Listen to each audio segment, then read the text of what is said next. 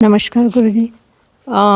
मेरा ये प्रश्न था कि कई बार किसी व्यक्ति की ज़िंदगी में ऐसी जिम्मेदारियां आती हैं जिनसे वो साधना के लिए उन जिम्मेदारियों से अलग नहीं हो सकता है और उसे बिल्कुल भी समय नहीं मिलता है। सपोज़ कोई घर में कोई रुग्ण व्यक्ति है और सेवा परिचर्या करनी है रात भर दिन भर, ऐसी स्थितियों में तो ऐसे समय में उस व्यक्ति को क्या करना चाहिए, क्योंकि साधना तो कर नहीं पाएगा।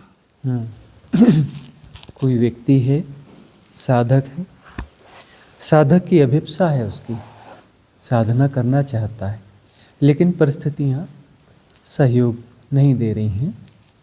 खास तौर पर व्यस्तता बहुत ज़्यादा है। दिन में 24 घंटे होते हैं, उसमें ज़्यादा व्यस्तता है, घर की जिम्मेदारियां हैं, कोई रुग्ण व्यक्ति है, कहीं और इंगेज हैं, इतने इंगेज हैं कि घंटा 2 घंटा भी इंटेंस मेडिटेशन के लिए नहीं निकाल पाते हैं। ऐसे व्यक्ति को क्या करना चाहिए? यदि सचमुच में वह मुमुक्षु है, सचमुच में उसके भीतर सत्य की प्यास है, तो वह क्या करेगा? जिम्मेदारियों को साधना बना लेगा, है ना? जिम्मेदारियों को साधना बना लेगा। साधना के लिए पहली शर्त होती है परम स्वीकार। साधना की पहली शर्त क्या होती है? परम स्वीकार, कि अस्तित्व ने, परमात्मा ने, अस्तित्व कह लें, उसने जो परिस्थितियां हमें दी हैं वो इसलिए दी हैं कि ये परिस्थितियों में हमारा लेसन छुपा हुआ है। हमें जो शिक्षा मिलनी है, जो लेसन मिलना है अस्तित्वगत रूप से, इन परिस्थितियों के बीच में मिलना है, इसलिए हमें परिस्थितियां दी गई हैं। आपको लगता है, किसी व्यक्ति को लगता है, कोई भी है, उसे लगता है कि यदि काश मेरे पास फुर्सत होती तो मैं साधना करता। उस व्यक्ति को यदि अनुकूल परिस्थितियां दे दी जाए कि कोई भी काम नहीं, दिन भर खाली है, आराम से है, कोई परेशानी नहीं है, वह कुछ और करेगा। वह जो है कुछ मनोरंजन के साधन ढूंढेगा, है ना? किसी अन्य व्यस्तताओं में जाएगा, सामाजिक कार्यों में लगेगा, अपनी अपनी हॉबीज़ में लगेगा। तब जो है भूल जाएगा, माया उसे भुला देगी, माया उसे भटका देगी। तब उसकी प्रायोरिटी साधना नहीं रहेगी।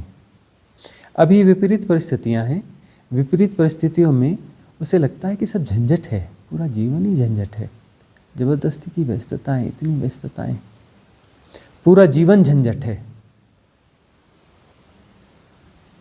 और इस झंझट से पार होना है, तब जो साधना की ललक पैदा होती है। थोड़ी बहुत खोजबीन करता रहता है जितनी उसके पास फुर्सत है ना? और उसका आकर्षण क्या होता है? कहीं साधना के योग्य परिस्थितियां मिल जाए तो मैं भी साधना में जाऊं। तो साधना का आकर्षण बढ़ रहा है, व्यर्थता का बोध पड़ रहा है, क्योंकि ऐसी परिस्थितियां हैं। यदि परिस्थितियां अनुकूल हो जाएं तो मुश्किल हो जाती है। ऐसे अब उदाहरण परिपूर्ण नहीं होते हैं, लेकिन उदाहरण हम लेते हैं कुछ कुछ।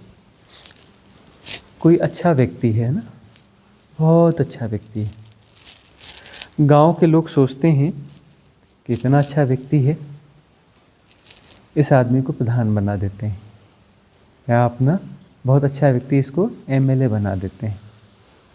ठीक है ना? क्यों? क्योंकि अब तक हमने देखा है जितने भी ये नेता हुए हैं सब भ्रष्टाचारी हैं। ये आदमी बहुत अच्छा है, ठीक है ना? सीधा साधा आदमी है, ज़्यादा झंझट में पड़ता भी नहीं है, और ज़्यादा उसका लालच भी नहीं है, ज़्यादा उसके पास कुछ है भी नहीं। जितना मिलता है उससे वो अपना गुजर बसर कर लेता है, जितना मिलता है उससे उसका गुजारा हो जाता है। अब जो है उसको बना दिया प्रधान, उसको बना दिया एमएलए। धीरे धीरे उसकी रंगत बदलती जाती है।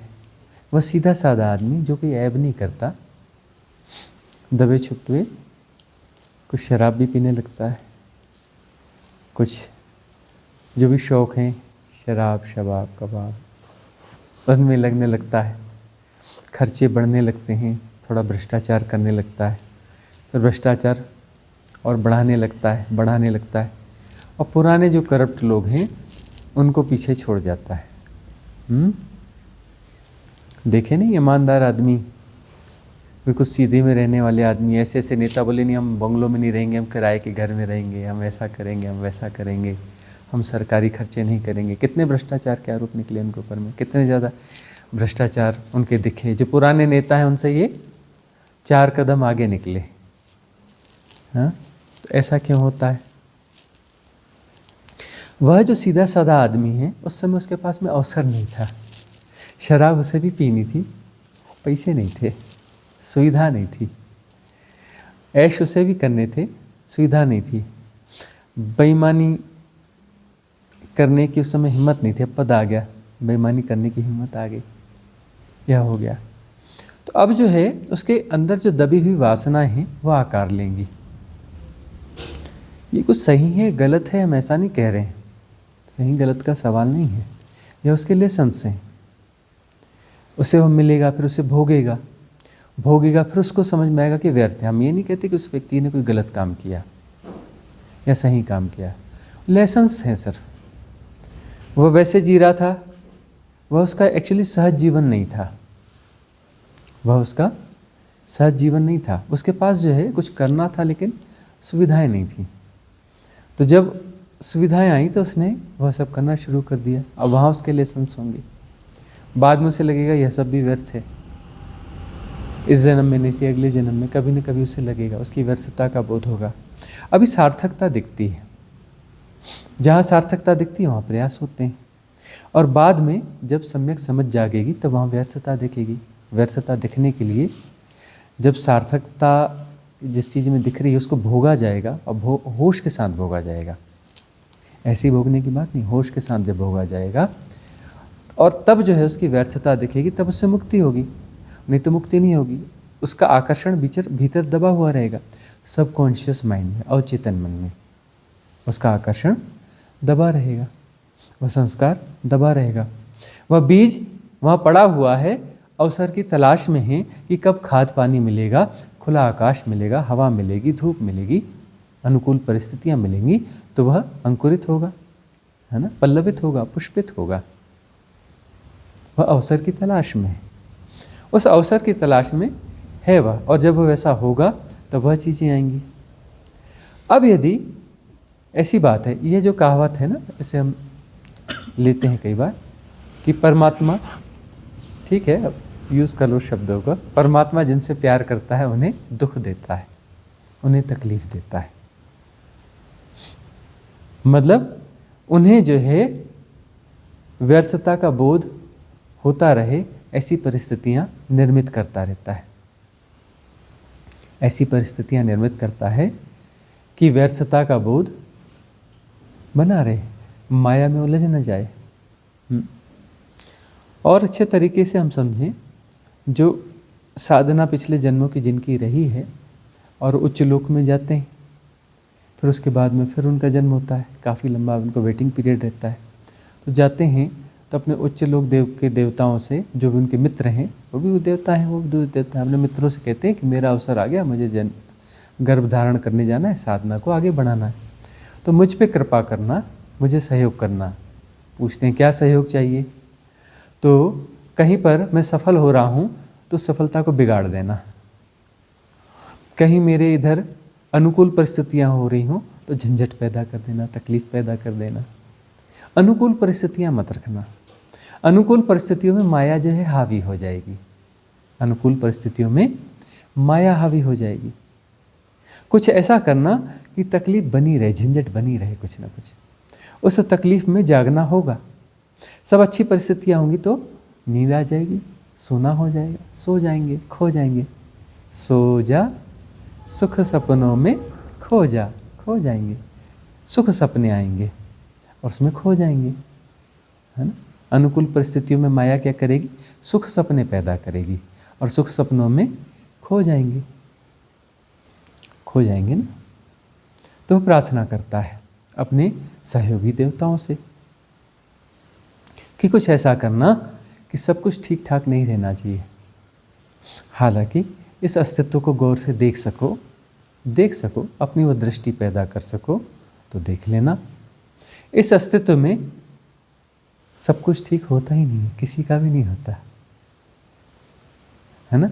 ठीक जैसा दिखता है भविष्य में, अभी और यहीं सब कुछ ठीक नहीं है। ठीक भविष्य में होगा, जब ऐसा ऐसा हो जाएगा ना तो सब ठीक हो जाएगा। यह परिस्थिति ऐसी अनुकूल हो जाएगी ना, फिर सब ठीक हो जाएगा। जिन्हें तुम सुखी देखते हो ना, कह रही ये लोग बड़े अच्छे हैं, कपल बड़ा अच्छा है, परिवार बड़ा अच्छा है, ये बड़े मज़े में हैं, उनके साथ कुछ दिन बिताओगे ना तो पता चलेगा उनकी कितनी समस्याएं हैं। वो भी बोलते हैं बस थोड़ा थोड़ा इतना है, यह ठीक हो जाए, यह ठीक हो जाए, यह ठीक, ये 12, 15, 20 कुछ ऐसी समस्याएं यह ठीक हो जाए ना, उसके बाद तो बस सब आनंद ही आनंद है ना। लेकिन आनंद कहाँ पर है? भविष्य में, हियर एंड नाउ नहीं है ना। हियर एंड नाउ में कुछ समस्याएं, हर व्यक्ति की समस्याएं, और ये समस्याएं हमेशा रहेंगी, हमेशा रहेंगी। तो अस्तित्व का ऐसा नियम है, कृपालु है, इसलिए तो स्कूल है, मिस्ट्री स्कूल, है ना। वह एक कथा आती है ना कि कहीं के किसी काफ़ी वर्ष पहले की बात है, वो आते हैं ना क्यूब्स, क्या बोलते हैं, पजल क्यूब्स, रूबी क्यूब, हाँ। तो ऐसा कोई रूबी क्यूब खरीदने के लिए एक दंपत्ति अपने बच्चे के साथ गई। बच्चे ने कहा मुझे चाहिए, तो उसको दिलाने गई एक दुकान में। शॉपकीपर ने दिखाया, वह जो से उसका पिता जो इंजीनियर है वह सेट कर रहा है, परेशान हो रहा है, बहुत देर हो गई, सेट कर ही नहीं पाया। तो फिर वह जो है दुकानदार से कहता है कि यह क्यूब आपने रूबी क्यूब दिया है मेरे बच्चे के लिए, छोटा सा बच्चा है, मैं इंजीनियर हूँ और मैं इसे सेट नहीं कर पा रहा हूँ, मेरा बच्चा इसे कैसे इसको सॉल्व कर पाएगा। तो दुकानदार जोर से हंसा, बोले महाशय जी, मामला यह है कि यह जो रूबी क्यूब बनाया गया है इस संसार का प्रतीक है, यह इसे सेट करते जाना है और सेट कभी नहीं होगा। इसे लगातार सेट करने की कोशिश करना है, लेकिन ये कभी भी सेट नहीं होगा। इसमें सेट होने वाला सिस्टम है ही नहीं, ये सेट होता ही नहीं है, ये संसार का प्रतीक है। तो संसार कैसा है? यहाँ कभी कुछ भी सेट होता नहीं है, कभी भी यहाँ जो है कुछ सेट होता नहीं है, यह ख्याल रखना। हाँ, उम्मीद जागती है कि शायद सेट हो जाएगा, बस कुछ दिन, थोड़ा सा ऐसा हो जाए फिर सेट हो जाएगा, थोड़ा सा ऐसा हो जाए फिर सेट हो जाएगा, कुछ दिनों की बात है, सेट हो जाएगा, और सेट होता नहीं है। तो परिस्थितियां यदि विपरीत हैं तो वैराग्य बोध होगा, और यह समझ आ जाए कि परिस्थितियां विपरीत ही रहती हैं। इसका क्या अर्थ? परिस्थितियों को अनुकूल करने की कोशिश नहीं करना चाहिए। जो सहज प्रयास हैं वह तो होते हैं, जितने जो सहज प्रयास होते हैं उतने तो होते हैं, ठीक है ना। उतने प्रयास होते रहेंगे, लेकिन उसमें कोई अपेक्षा नहीं होगी, फल की कामना नहीं होगी, है ना। कर्म होगा, फल की कामना नहीं होगी। यही तो गीता का सार है ना, कि कर्म करो और फल की इच्छा मत करो। कर्म होगा और फल की इच्छा नहीं होगी।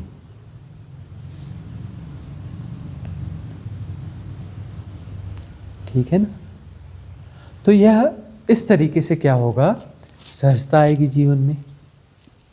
और सहजता का क्या अर्थ होता है कि स्वीकार्यता आएगी। जो परिस्थितियां हैं उनके प्रति स्वीकारता आएगी। क्या है? समस्या है, बोले समस्या है, जैसा बन पड़ता है उसको करते हैं, है ना। जितना हो जाता है करते हैं, और जो होगा सो ठीक है, फल जो भी आएगा स्वीकार है। फल का गुणा भाग नहीं कि ऐसा ही आना चाहिए, कर्म हम कर देंगे, फल जो आएगा स्वीकार है।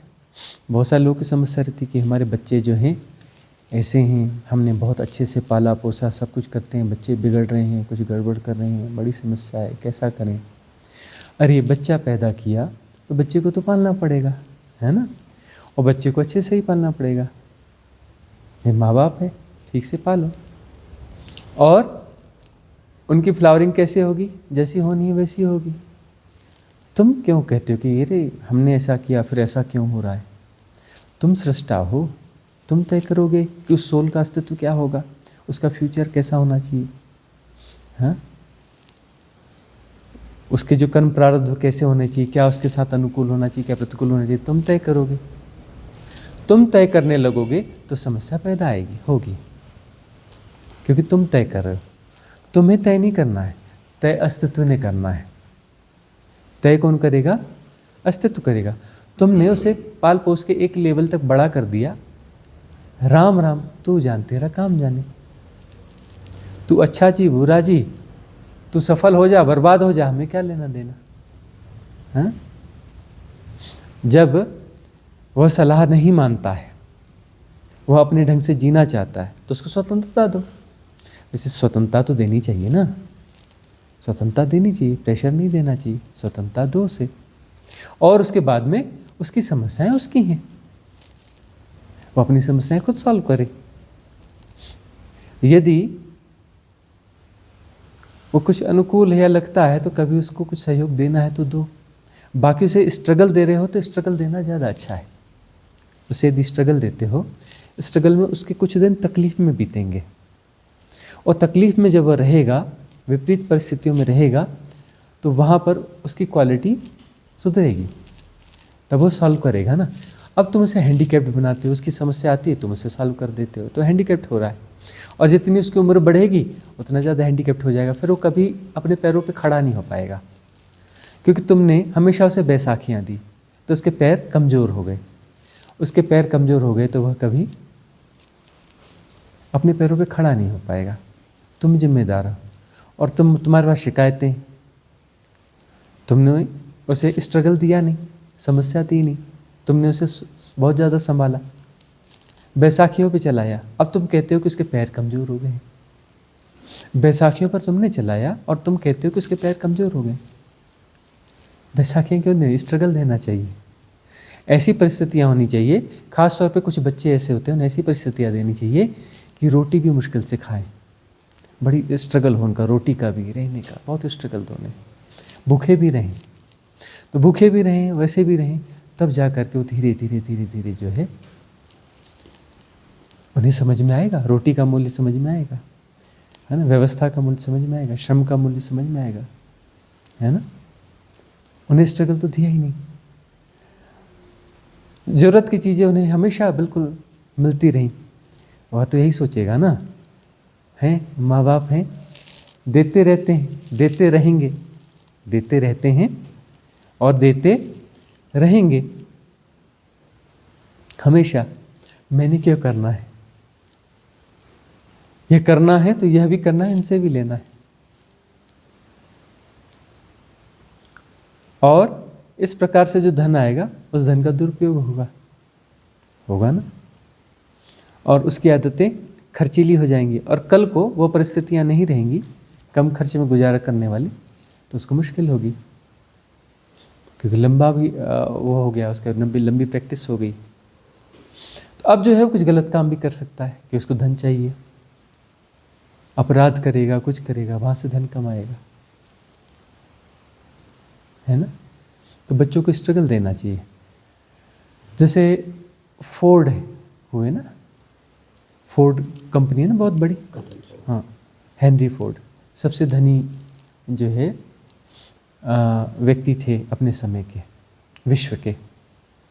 तो उस दुनिया का सबसे धनी आदमी जो है, उसके बच्चे जैसे हो गए 10 साल के, 8 साल, 10 साल, 11 साल, बोले तुम तो बहुत बड़े हो गए हो, तुम्हें अपना खर्च खुद चलाना चाहिए, तुम्हारी स्कूल की फ़ीस में क्यों भरूं, तुम 10 साल के हो गए, 11 साल के हो गए हैं, तुम्हारी स्कूल की फ़ीस में क्यों भरूं, तुम्हारे खर्चे में क्यों चलाऊं, तुम्हें खुद करना चाहिए। मैंने रहने को घर दिया है, बहुत बड़ी बात है, तुम्हें इतना दे दिया है, बहुत बड़ी बात है, घर में भोजन की सुविधा है, ज़रूरत से ज़्यादा तुम्हें सुविधा हो गई है, तो मैं तुम्हें अब इतना सहयोग कर सकता हूँ कि मैं तुम्हें कुछ एक किट वगैरह ला के देता हूँ, तुम उन्हें पैसे कमाओ। बोले कहाँ क्या करें, बोले एडवाइस भी दे सकता हूँ।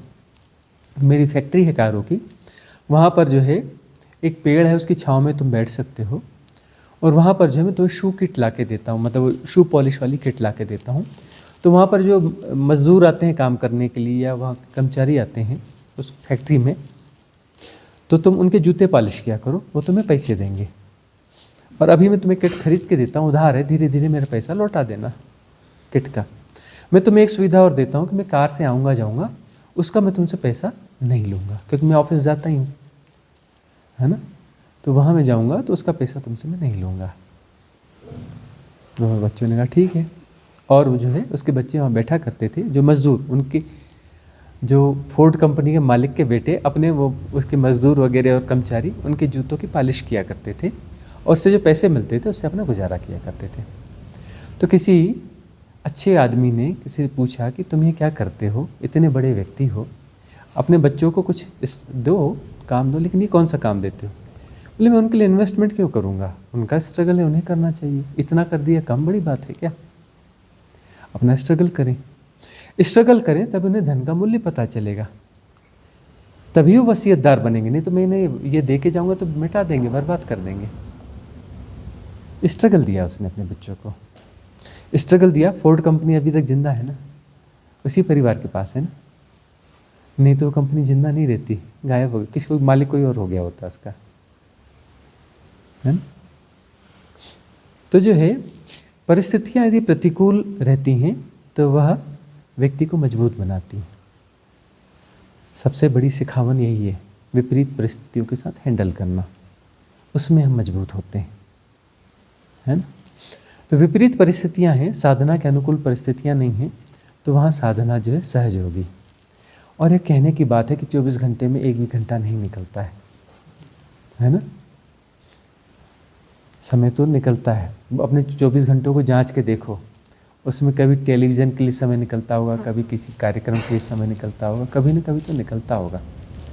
रोज़ न निकलता होगा, हफ्ते में 1-2 दिन तो निकलता होगा, लेकिन प्रायोरिटी वह टीवी का सीरियल है, या फिर वह पड़ोस की पार्टी है, या फिर कहीं जा कर के बैठना है, वह प्रायोरिटी है।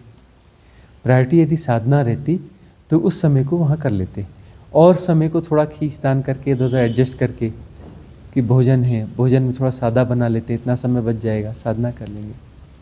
और जो है बहुत सारे हैं, गृहिणियाँ हैं, बहुत सारे लोग हैं, क्या करते हैं कि काम करते रहते हैं और कन्वर्सेशन लगा के सुनते हैं। हमें बताते हैं लोग कि हम कन्वर्सेशन सुनते हैं, लेकिन काम करते करते सुनते हैं, क्योंकि हमारे पास अलग से समय कम है, तो हम बड़े अच्छे से कन्वर्सेशन भी प्रॉपर सुनते हैं और सहज गति से काम भी करते रहते हैं। दोनों चीज़ें हमारी बड़ी सहजता से होती, मिसिंग नहीं होती। ऐसे बहुत सारे हैं, ख़ासतौर पे महिलाएं ऐसे करते हैं, और बहुत सारे ऐसे लोग हैं जो कहते हैं हम ऑफिस जाते हैं, ड्राइविंग करते हैं, या फिर हम ट्रेन में बैठते हैं या कहीं जाते हैं, इतना समय हमारे पास होता है, हमने कार में हम लगा लेते हैं और जाते जाते सुनते हैं, और फिर कुछ बच गया तो आते आते फिर सुन लेते हैं, है ना। फिर कोई मौका मिलता है तो फिर रात को सोने के पहले एक मेडिटेशन अप्लाई कर लेते हैं, एक मेथड को अप्लाई कर लेते हैं। तो इस प्रकार से समय निकाल लेते हैं, समय तो निकल जाता है ना। तो प्रायोरिटी होनी चाहिए, यदि टॉप प्रायोरिटी है ना साधना, तो अपने आप अवसर बन जाता है। टॉप प्रायोरिटी होनी चाहिए, फिर कुछ चीज़ों को दूसरी प्रायोरिटी को रिप्लेस करोगे, कुछ उसमें हेर फेर करोगे, और फिर होने लगता है, होने लगता है। तो ये एक्सक्यूज़ जो है इसलिए है कि साधना प्रायोरिटी तो है लेकिन टॉप प्रायोरिटी नहीं है, और साधना टॉप प्रायोरिटी बने इसलिए अस्तित्व जो है बार बार क्या करता है, मुश्किलें पैदा करता है। उन मुश्किलों में जागना होता है, मुश्किलें जगाती हैं ना। और जो है कंफर्ट जोन क्या करता है, नींद में ले जाता है, बेहोशी में ले जाता है, सपनों में ले जाता है, माया में ले जाता है। सपनों में खो जाना यानी माया है ना। अगला प्रश्न आपका है। प्रणाम गुरुजी। जैसे 7वें शरीर के मोक्ष के लिए 6 शरीर का मोक्ष होना जरूरी है, पहले 6 शरीर। आपने एक मिस्ट्री अनफोल्ड की थी सुजाता, गौतम बुद्ध और ओशो की, जिसमें काफ़ी सालों बाद गौतम बुद्ध का सूक्ष्म शरीर उतारा गया था ओशो में, और सुजाता के प्रश्न हल कर दिए गए थे। तो क्या ऐसा भी पॉसिबल है कि सूक्ष्म शरीर और ये विलीन ना हो, मोक्ष ना हो, और 7वां शरीर विलीन हो जाए शून्य में? सूक्ष्म शरीर विलीन ना हो और 7वां शरीर विलीन हो जाए। 7वां शरीर है कहाँ जो विलीन होगा? 7वां शरीर है कहाँ? वह तो अनंतता है। इनफाइनाइट वैक्यूमनेस, निर्वाती अनंतता, वह तो खालीपन है, अनंत असीम निर्गुण निराकार खालीपन है, वो कहाँ विलीन होगा? बाकी शरीर उसमें विलीन होंगे, है ना। तो विलीन होना जो है, ये जो 6 शरीर हैं, पहला शरीर तो प्राकृतिक रूप से विलीन होगा, पूरी तरह से प्राकृतिक रूप से विलीन होगा। दूसरा शरीर भी लगभग प्राकृतिक रूप से विलीन हो जाता है, ठीक है ना। तीसरा, चौथा, यह बड़ा जटिल मामला है, कॉजल बॉडी, मेंटल बॉडी, ठीक है ना, यह संभाले हुए है। मेंटल बॉडी नीचे की बॉडियों को भी संभाले हुए कि इसे भी विलीन नहीं होने देना चाहती। मन चाहता है ना कि ये शरीर ज़्यादा चले, ज़्यादा बचे, और ऐसा सही भी, गलत नहीं है। यदि मन की क्षमताओं में यह ना हो कि शरीर की केयर वह न करे तो शरीर चलेगा ही नहीं। और बॉडी साइकोसोमेटिक है, मतलब सारे शरीर एक दूसरे से जुड़े हुए हैं, शरीर मन आपस में जुड़े हुए हैं। एक्चुअली देखोगे कि तो सातों शरीर आपस में जुड़े हुए हैं, सातों के सातों शरीर आपस में जुड़े हुए हैं, ठीक है ना, एक दूसरे को संभालते हैं। यह शरीर क्यों है? क्योंकि सातवें शरीर ने से संभाला हुआ है। वह भले अनंत है, असीम है, निर्गुण है, निराकार है, लेकिन उसने इसे संभाला हुआ है। उसके होने का ढंग ही है यह उसके होने का ढंग है। वही जो है 5 सीढ़ियाँ उतर के इस 6वें पे आता है।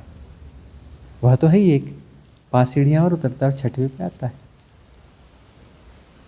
और अब यात्रा वही है कि अब जो है यह 5 शरीर चढ़े और 7वें में समा जाए, मर्ज हो जाए। वह 5 सीढ़ियाँ उतरा है, अब यहाँ से चढ़ना है। तो विलीन होना का अर्थ है यह मैं नहीं हूँ, यह मैं नहीं हूँ, यह मैं नहीं हूँ, यह विधि है। तो होते होते उस 7वें में पहुँच जाते हैं। यह भी नहीं हूँ, यह भी नहीं हूँ, नेति नेति, यह भी नहीं हूँ, यह भी नहीं हूँ, यह भी नहीं हूँ, यह भी नहीं हूँ। तो 7वें शरीर में मर्ज हो जाते हैं। तब पता चलता है कि सब मैं ही हूँ। अभी नहीं पता चलेगा कि सब मैं ही हूँ, अभी लगता है यह भी अलग है, यह भी अलग है, यह भी अलग है, यह भी अलग है ना। अभी एनालिसिस है ना। साधना में सिंथेसिस हो जाएगा, साधना की गहराइयों में सिंथेसिस हो जाएगा, सब पता चलेगा सब मैं ही हूँ, दूसरा कोई है ही नहीं। लेसन यही है ना। माया क्या है कि सब अलग अलग है, नोट कर लो, है ना। कल्पना को बोल दो कि जो है माया क्या है, सब अलग अलग है। माया क्या है, सब अलग अलग है। और साधना क्या है, सब एक है ना। मुक्ति क्या है, विजडम क्या है, सब एक है। सब एक है तो मुक्ति है।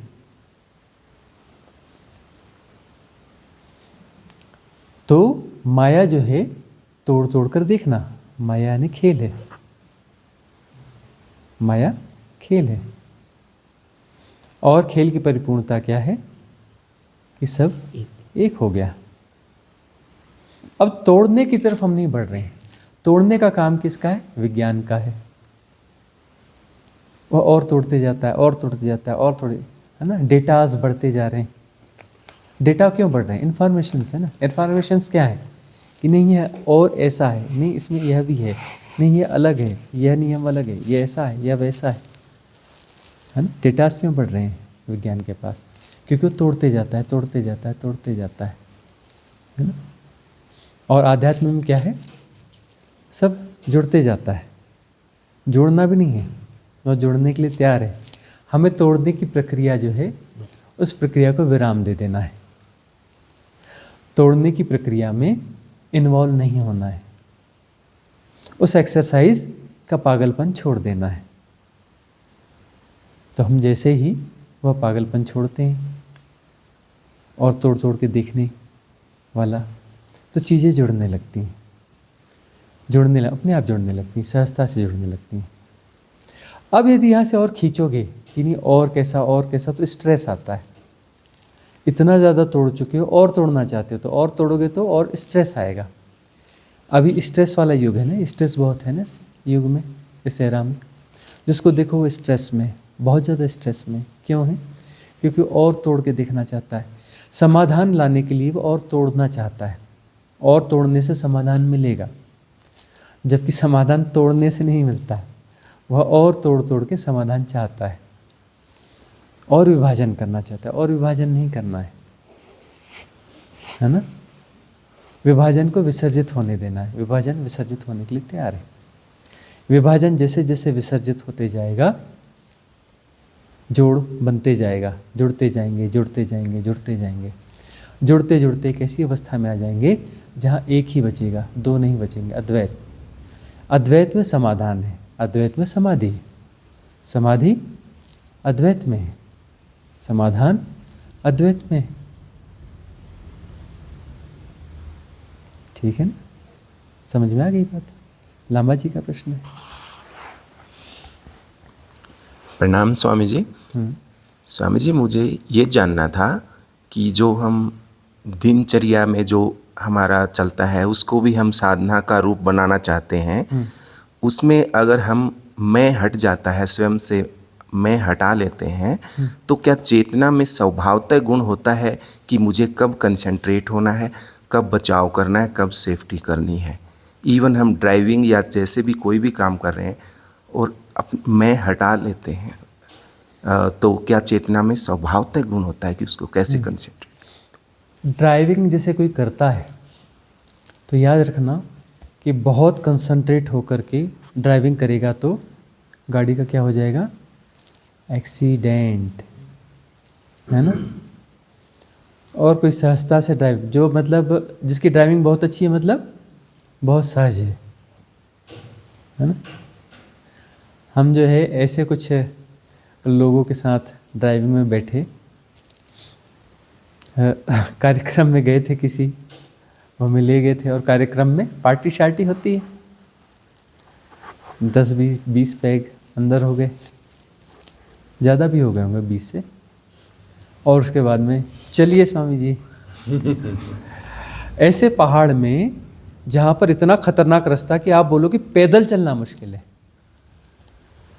बाइक भी आप नहीं ले जा सकते, आप पैदल भी चलने में दिक्कत है, बड़ा मुश्किल रास्ता है और बहुत लंबा है ऐसा।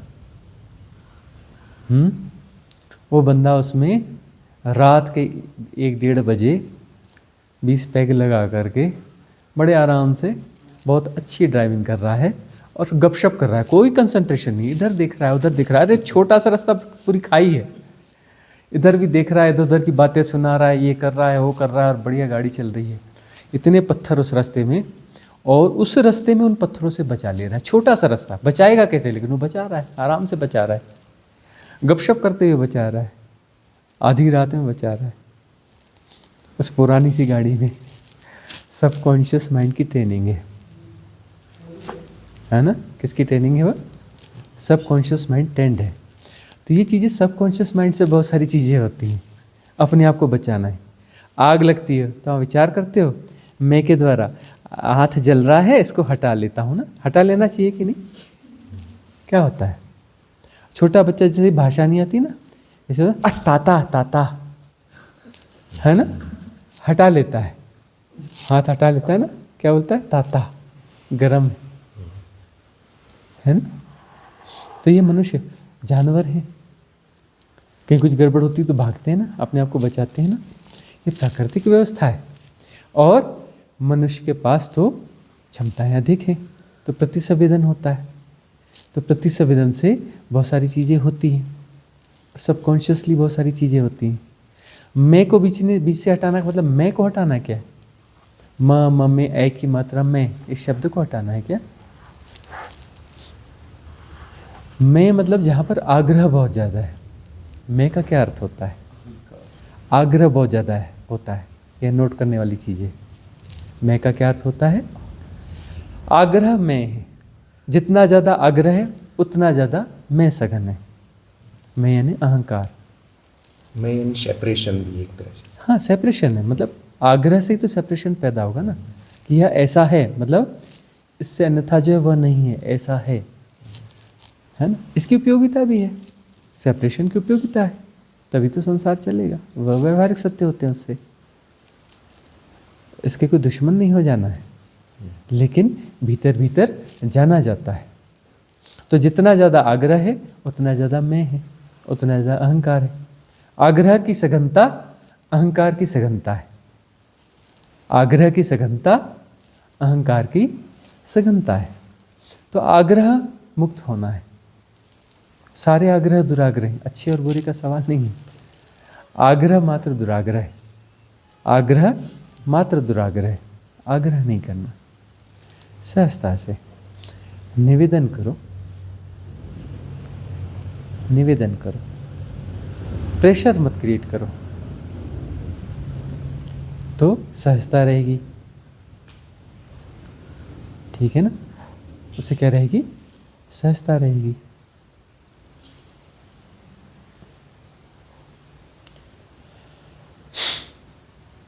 तो जीवन में, जीवन को जो सहजता से जीना है, उसमें, उस सहज जीवन में आध्यात्म के किसी उल्टे सीधे कॉन्सेप्ट को मत डाल देना, है ना।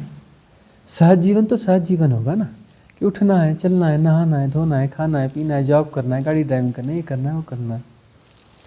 उसमें अध्यात्म के कॉन्सेप्ट को मत घुसाना। उसमें क्या घुसाना? उसमें कुछ घुसाने की जरूरत नहीं, सिर्फ अवेयरनेस, होश को जोड़ देना। जो हो रहा है जानना भी हो रहा है, जो भी हो रहा है उसमें जानना भी हो रहा है, सहजतापूर्वक जानना हो रहा है।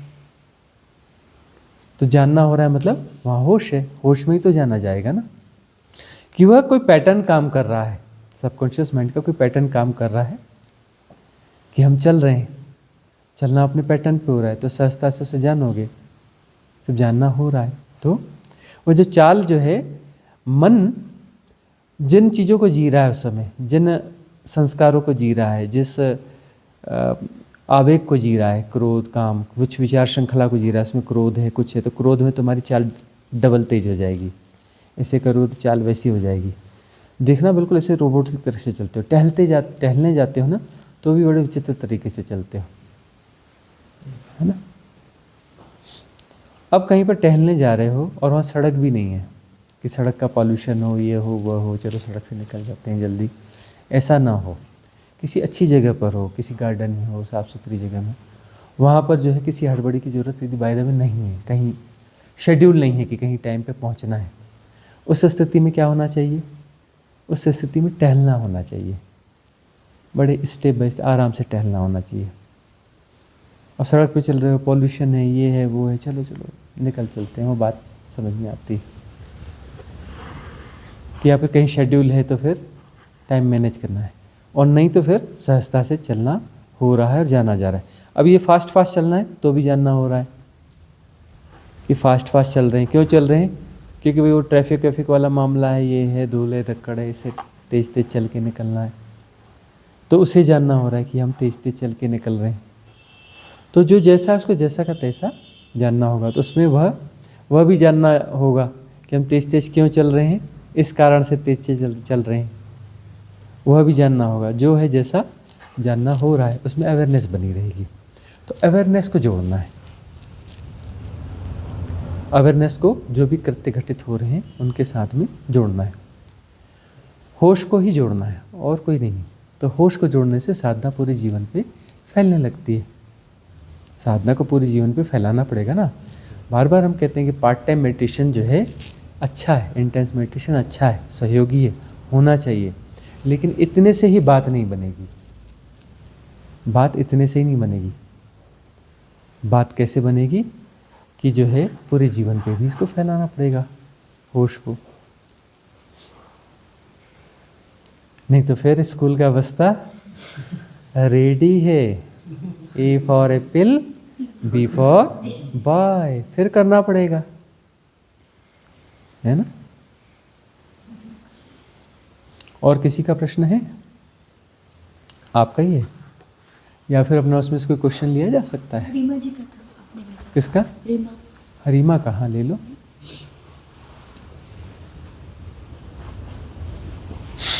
एक्सेल कर लो।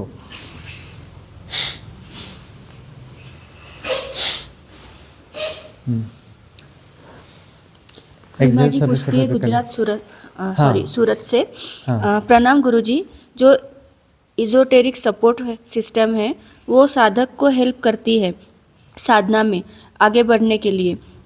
तो जैसे कि महाअवतार बाबा जी है तो वो वैसे तो मुक्त हो गए, तो फिर परम मुक्ति के लिए क्या उनको शरीर धारण करना पड़ेगा? फिर वो परम मुक्त होगे क्या? आप कृपया इसको अनफोल्ड कीजिए। यह बात बार बार उठ के आती है ना कि महाअवतार बाबा जो है वो मुक्त हुए हैं या नहीं हुए हैं, है ना। और उनका बड़ा सहयोग है, इजोटेरिक सपोर्ट सिस्टम है। इजोटेरिक सपोर्ट सिस्टम को लीड कौन करता है? महाअवतार बाबा लीड करते हैं, है ना। और वह जो सपोर्ट सिस्टम है साधकों के लिए है। कोई भी साधना में उन्मुख है तो उसे सहयोग मिलता है ना।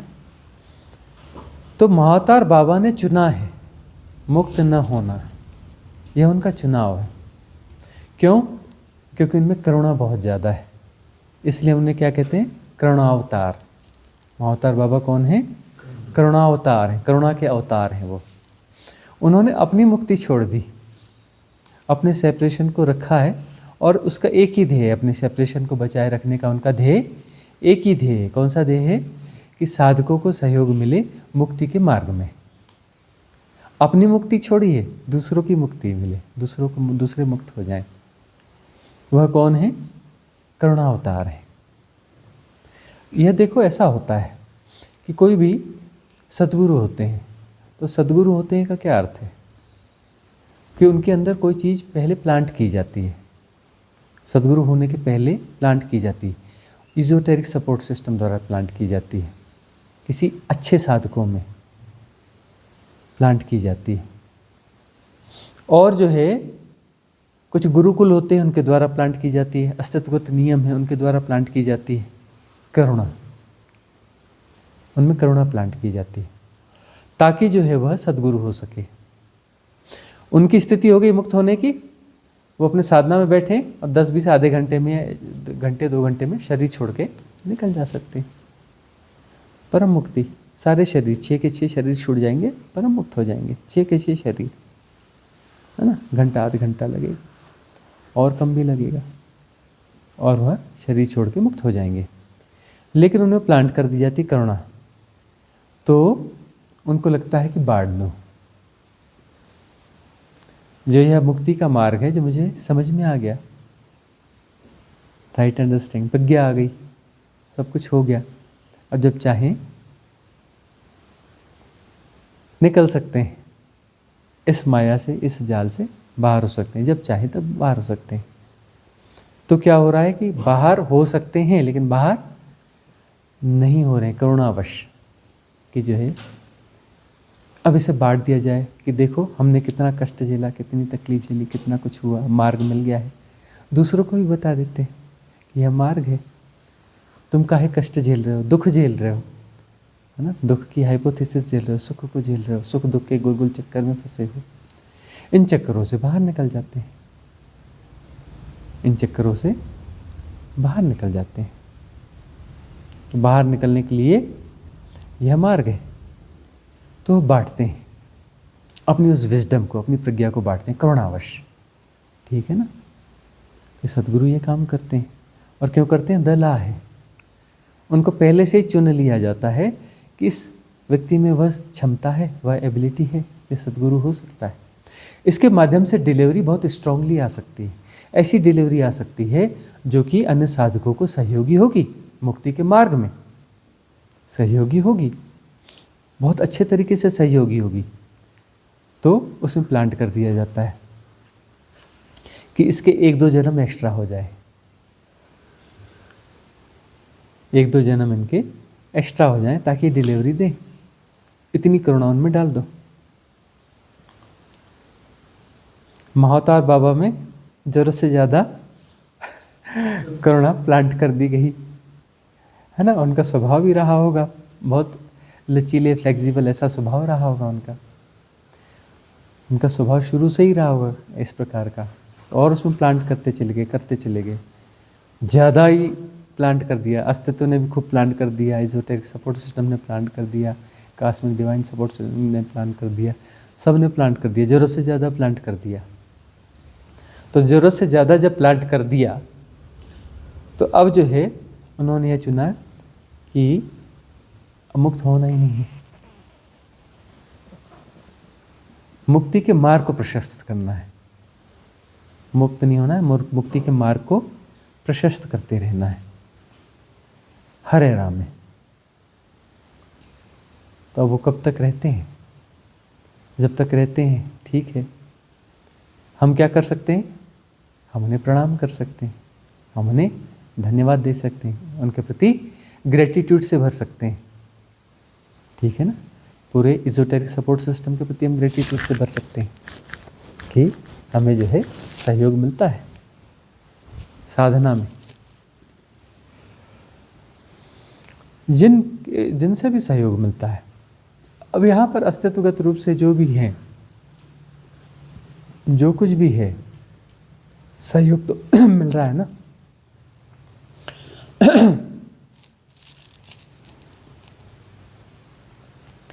हर व्यक्ति, हर घटना, अस्तित्व का कण कण कहीं किसी न किसी अंशों में सहयोगी है, सहयोगी तो है। तो जब धन्यवाद और ग्रेटिट्यूड होता है तो सब पूरे अस्तित्व को धन्यवाद देते हैं कि वह तो दो है ही नहीं ना, वह एक ही है ना। तो उसका आयोजन है ना पूरा, उसका पूरा आयोजन वही है ना। हम धन्यवाद से भरते हैं, ग्रेटिट्यूड से भरते हैं। हम सेपरेशन की दृष्टि है तो हम सेपरेशन के हिसाब से सबको धन्यवाद दे देंगे, सबका मंगल हो, सबका कल्याण हो ना, और सबको धन्यवाद, सबके प्रति ग्रेटिट्यूड। हम तो यही कर सकते हैं ना।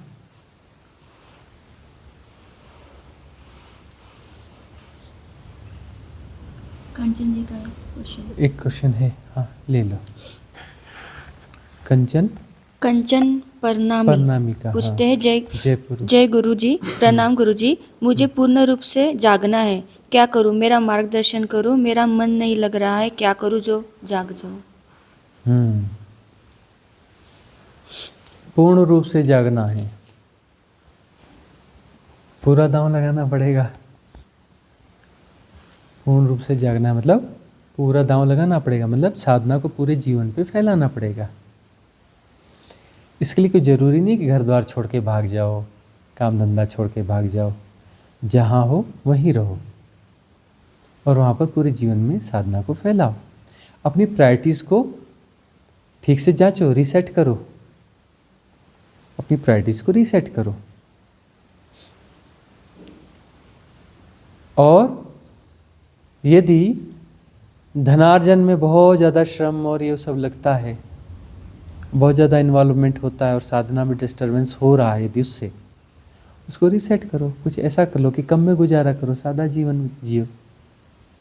उससे क्या होगा कि बहुत ज़्यादा धन की ज़रूरत नहीं पड़ेगी, तो झंझटें थोड़ी कम हो जाएंगी। कम हो जाएंगी तो साधना थोड़ी और अच्छी हो जाएगी। रीसेट करना पड़ेगा ना, अपनी सारी प्रायोरिटीज़ को रीसेट करना पड़ेगा। अपनी सारी प्रायोरिटीज़ को यदि करेंगे तो साधना के लिए अनुकूल परिस्थितियाँ बढ़ती चली जाएंगी और साधना को फैलाना है। फिर जो कृत्य हो रहे हैं, जो कुछ हो रहा है, उसे भी स्वीकार करो, उसमें भी होश को जोड़ो। तो तुरंत जागना है तो तुरंत इस प्रक्रिया में आ जाओ, छलांग ले लो कि कोई भी घटना है उसमें हम होश को बनाए रहेंगे। शरीर के प्रति, मन के प्रति जो कुछ भी घट रहा है, जो भी हैपनिंग हो रही है, उसमें हम सजग रहेंगे। भगवान बुद्ध की वो कथा फेमस है ना, ओशो ने कही है कि भगवान बुद्ध जो है कहीं विहार पर जाते थे और एक मक्खी बैठी उनके माथे पर, उन्होंने मक्खी उड़ा दी। मक्खी उड़ाई और 4 कदम चल करके खड़े हो गए। आनंद साथ में था, भिक्षु आनंद। अब जो है वो उन्होंने खड़े होकर के अपने आप को देखा, समझा, फिर एक बार मक्खी उड़ाई। आनंद सब देख रहा था। उसने कहा भगवान, पहली बार मक्खी उड़ाई, बात समझ में आ गई। दूसरी बार मक्खी उड़ाई जो थी ही नहीं, मक्खी तो वहां बैठी नहीं थी, और फिर भी उड़ाई, यह बात समझ में नहीं आई। पहली बार वाली तो समझ में आई। उन्होंने कहा आनंद, पहली बार मैंने नहीं उड़ाई, पहली बार मैंने नहीं उड़ाई, पाप हो गया, कुछ गड़बड़ हो गई, कुछ गड़बड़ हो गई। सबकॉन्शियस पैटर्न के द्वारा उड़ी है ना। मैं वहां मौजूद नहीं था, मैं कहीं और था, और वह हो गया, शरीर के प्रति पाप हो गया। अब उस पाप को मैं ठीक कर रहा हूं कि मक्खी बैठी थी तो कैसे उड़ाना चाहिए, उस समय कैसी अवेयरनेस होनी चाहिए, वह मैंने कर लिया। उस बेहोशी को, जो गड़बड़ी हुई, उसे ठीक किया।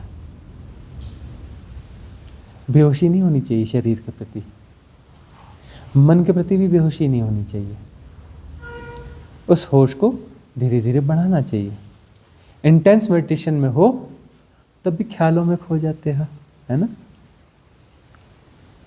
बैठे हो आंख बंद करके और विचारों की श्रृंखला चल रही है।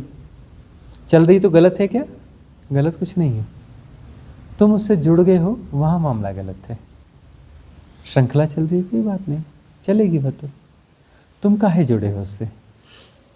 विचार जा रहे हैं, आ रहे हैं, जा रहे हैं, ट्रैफिक चल रहा है, तुम जानने वाले हो, जानते रहो। एसोसिएट क्यों हो जाते हो? एसोसिएट नहीं होना है, ठीक है ना। तो ऐसा यदि कंचन तुम अपने जीवन पे साधना को पूरे फैलाओ तो तुम्हारा घर जो है वही आश्रम हो जाएगा। तुम वहीं अपनी साधना को गति दे सकती हो। हाँ, पीरियडिकली तुम आ सकती हो, पीरियडिकली आओ कभी रिट्रीट में, कुछ दिन रह करके जाओ। लेकिन तुम सोचो कि घर द्वार छोड़ के चली जाऊं, कहाँ जाओगी? जाकर के पहला काम क्या करोगी?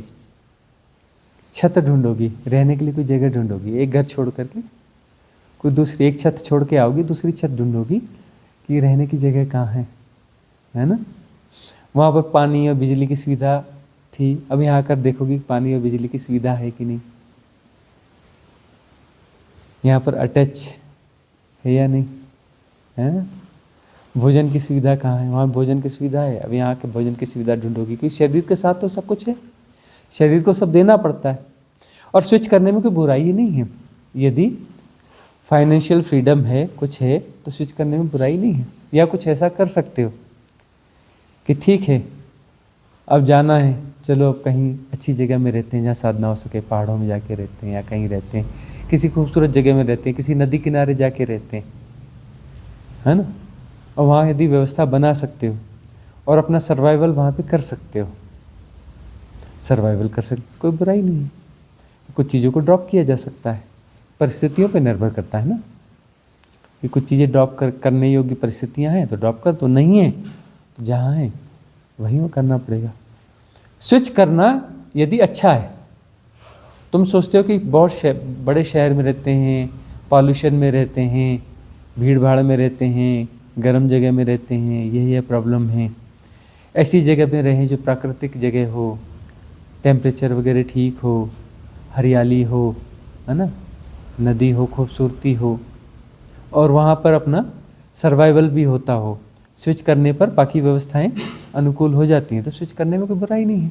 क्योंकि प्रकृति के सानिध्य में यदि जाओगे तो साधना ज़्यादा अच्छी होगी। प्रकृति परमात्मा का सौम्यतम द्वार है, सौम्यतम द्वार है, सौम्य द्वार नहीं, सौम्यतम द्वार है।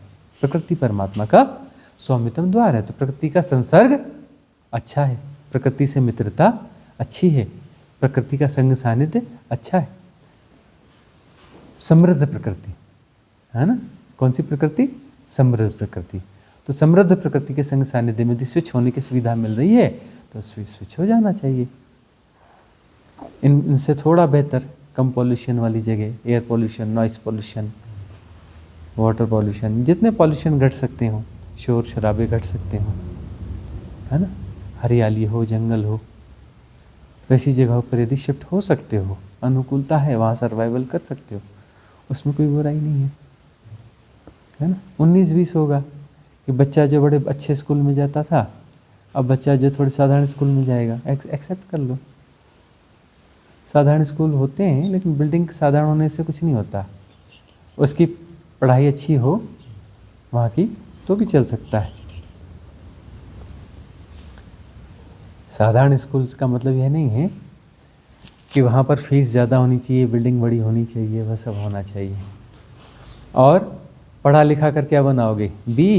बेरोजगार इंजीनियर हैं? क्या बनाओगे? इतने लोग निकल रहे हैं, सबको सरकारी जॉब चाहिए, 0.01% को निकलता है। अभी हम मजिस्ट्रेट साहब के घर में ठहरे थे, वो लगे रहते थे। क्या कर रहे हो आजकल, हमने पूछा। बोले इंटरव्यूज़ ले रहा हूँ। क्यों? बोले भर्ती यहाँ निकली हैं। तो बोलते हैं स्वामी जी, प्यून के लिए भर्ती निकली है, एक पोस्ट है। PhD बच्चे आ रहे हैं, इंजीनियर आ रहे हैं, डॉक्टरेट हैं, प्यून के लिए इंटरव्यू के लिए आ रहे हैं।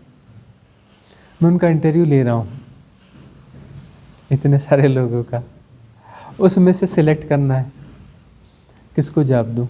इतने कैंडिडेट हैं। वो अपना बस वो 3 दिन, बोले नहीं और कैंडिडेट बच्चे, 1 आध दिन और लगेगा।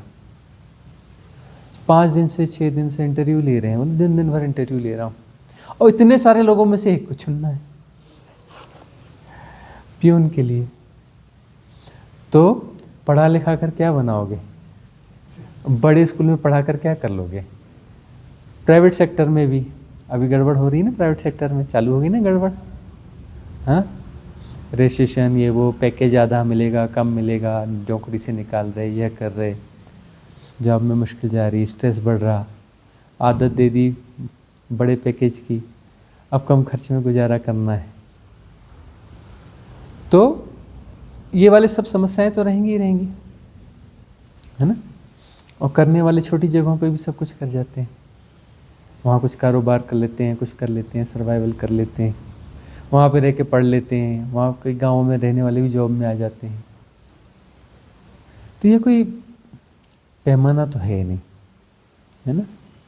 तो छोटी जगह में यदि स्विच करना हो जहाँ पर प्रकृति अनुकूल हो, बच्चों को वह विकास नहीं मिलेगा लेकिन कुछ और मिल जाएगा। प्रकृति के बीच में यदि बच्चा पलेगा बढ़ेगा तो उसकी पर्सनालिटी कुछ अलग होगी।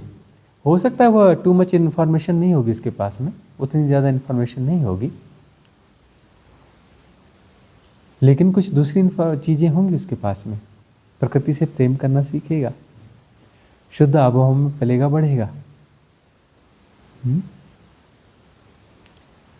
तो साधना को बढ़ाओ, कोई बात नहीं, अपनी प्रायोरिटीज रीसेट करो, अपने जीने के ढंग को रीसेट करो। छोटी जगहों पर रहो तो व्यस्तता कम होती है। वहाँ छोटी जगहों पे क्या होता है, गांव होती है, 1-2-4 दुकानें होती हैं, जाना है तो उसी दुकान पे जाना है, काम खत्म हो गया। अब शहर में नहीं, बोले वो 2 दुकान, ये माला मार्केट उतनी दूर है, 5 किलोमीटर दूर है, अरे यहाँ 10 किलोमीटर दूर अच्छी चीज़ मिलती है ना। वो आने जाने में ही समय बर्बाद करते रहोगे। यहाँ पर जैसा है, अरे जो है इसी में गुजारा करना है, बात खत्म है। ये पड़ोस में दुकान है, वहाँ से कुछ ले आएंगे, हो। कभी कुछ विशिष्ट चीज़ है तो कभी जाएंगे तो एक आध बार इकट्ठा ले आएंगे। समय अपने आप पैदा बचता है साधना के लिए। वहाँ पर उसे भरने की कोशिश नहीं करना। फिर अरे खाली समय है, क्या करूँ, टीवी देख लें, समाचार देख लें, उल्टी सीधी कुछ प्रक्रियाओं में लग जाएं, उसको भरने की कोशिश करें। अरे खाली रहना सीखना है। सीखना क्या है? खाली रहना सीखना है, कुछ न करते हुए रहना सीखना है। और कुछ कर रहे हो तो हो रहा है और जाना जा रहा है ना।